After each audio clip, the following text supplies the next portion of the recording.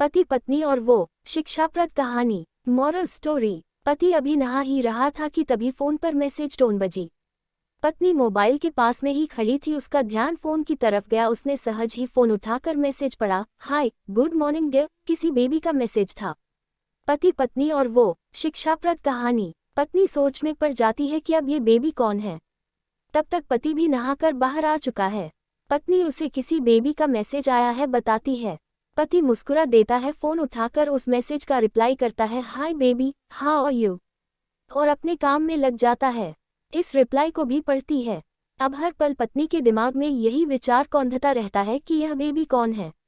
शाम को पति घर आता है, पत्नी उससे पूछती है, ये बेबी कौन है। पति जवाब में सिर्फ मुस्कुरा देता है और फिर से अपने काम में लग जाता है। 2-3 दिन बीत जाते हैं। उन विचारों ने अभी तक पत्नी का पीछा नहीं छोड़ा था और फिर से पति के मोबाइल पर फिर एक बार बेबी का मैसेज आता है, आज तो मिलोगे कि नहीं, तुम्हारी बहुत याद आ रही है। इस मैसेज ने आग में घी का काम किया। पत्नी का शक और भी ज्यादा पक्का हो गया। बीच बीच में ऐसे मैसेजेस का आदान प्रदान होता रहता और पत्नी के मन में शक की जड़ें और गहरी होती गई। पति पूछने पर भी जवाब में सिर्फ मुस्कुराहट के और कुछ नहीं कहता। ये शक गुस्सा बनकर तब ज्वालामुखी की तरह फट पड़ता है जब एक दिन उसे अपने पति की जेब में सिनेमा की 2 टिकटें मिलती है। पत्नी अपने पति से बहुत झगड़ती है। पति उसे समझाने की कोशिश करता है लेकिन वो कोई भी बात सुनने को तैयार नहीं है। पति को भी उस पर गुस्सा आ जाता है और यह झगड़ा और भी ज्यादा बढ़ जाता है। गुस्से में पति घर से बाहर निकल जाता है। पत्नी का गुस्सा पति से कई गुना ज्यादा है। तुरंत वो अपना सारा सामान पैक करती है, एक चिट्ठी लिखती है कि मैं मायके जा रही हूँ हमेशा के लिए, और पति का घर छोड़कर चली जाती है। गुस्सा शांत होने पर जब पति घर आता है तो चिट्ठी पढ़कर उसके होश उड़ जाते हैं। 10 दिन बीत जाते हैं और गांव के उस घर पर डोरबेल बजती है जहां पत्नी रहने चली गई है। पत्नी दरवाजा खोलती है। दरवाजे पर 10 साल की एक छोटी बच्ची हाथों में चिट्ठी लिए खड़ी है। वो पत्नी को वह चिट्ठी देती है। बच्ची से वह चिट्ठी लेकर पत्नी चिट्ठी खोलकर पढ़ती है, डियर वाइफ, जिस बेबी की वजह से हम दोनों में इतने झगड़े हुए और तुम हमारा घर छोड़कर यहाँ चली आई, यह बच्ची जो अभी तुम्हारे सामने खड़ी है वो वही बेबी है।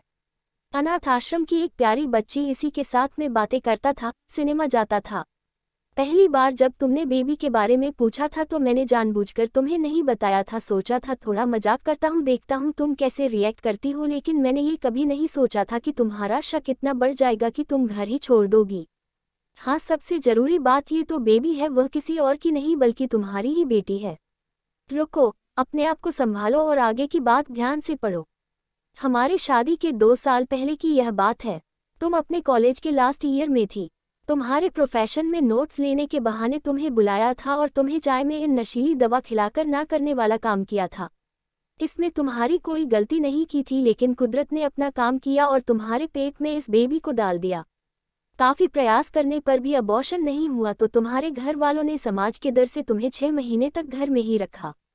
तुम्हारे पिताजी खुद एक डॉक्टर है, इसलिए यह बिन मांगा बच्चा बड़ी आसानी से बिना किसी को कनोकान खबर हुए इस दुनिया में आया। भविष्य में तुम्हारी शादीशुदा जिंदगी में कोई प्रॉब्लम ना हो, इसलिए तुम्हारे पिता ने इस बच्चे को गांव के एक अनाथ आश्रम में छोड़ दिया। ये बच्चा मतलब यही बेबी जो अभी तुम्हारे सामने खड़ी है। अगर अभी भी विश्वास नहीं हो रहा है तो इस बच्ची के गाल का वो तिल देख लो जो शायद तुमने उसे आखिरी बार रोते हुए देखा होगा, या फिर अपने पिताजी से पूछ लो। पत्नी जल्दी से उस बच्ची को पास में लेकर उसके गालों का तिल देखती है। उसका मन भर आता है, उसकी आंखों में आंसू आ जाते हैं, लेकिन अभी भी चिट्ठी बाकी है इसलिए वह आगे पढ़ती है। मुझे पता है अभी भी तुम्हारे मन में यह सवाल उठ रहा होगा कि यह सब मुझे कैसे पता। तुम्हें बता दूं कि यह सब तुम्हारे खुद के पिता ने ही अपने मन में उठ रहे पश्चाताप को शांत करने के लिए शादी के 1 महीने पहले मुझसे मिलकर सारी बात मुझे बताई थी। उन्होंने ये भी कहा था कि अगर मैं चाहूं तो शादी से इनकार कर सकता हूं। मैं स्वीकार किया क्योंकि इस पूरी घटना में तुम्हारी कोई भी गलती नहीं थी और हमारी शादी हो गई। तुमने मुझे बहुत प्यार दिया, लेकिन तुम्हारे पिता से बेबी के बारे में जानने के बाद मैं उसे मिले बिना नहीं रह पाया। मैं बीच बीच में उससे मिलता था, उससे मिलना, उसके साथ समय बिताना मुझे अच्छा लगता था। कितनी प्यारी बच्ची, बिना किसी गलती के क्यों सजा भुगते, बस इसलिए मैं उसे थोड़ी सी खुशी देने की कोशिश करता था। बस मुझे इतना ही कहना था। अब अगर तुम फिर से अपने घर आकर मेरे साथ रहना चाहो तब और सिर्फ तभी गैलरी में आ जाओ, तुम्हारा और सिर्फ तुम्हारा डियर पति।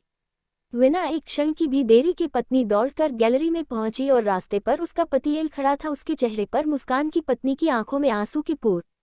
कारण कुछ भी हो, अपने दोनों के बीच में कभी भी सबको थोड़ी सी भी जगह मत दो, क्योंकि दुनिया में हर बीमारी का इलाज है, लेकिन शक नाम की बीमारी का कोई इलाज नहीं है।